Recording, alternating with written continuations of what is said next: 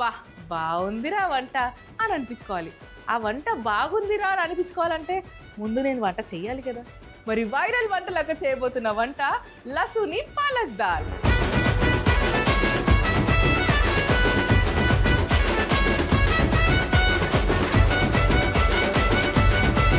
Viral వంటలాగా చేసే next వంట సూకా చన్నా మసాలా.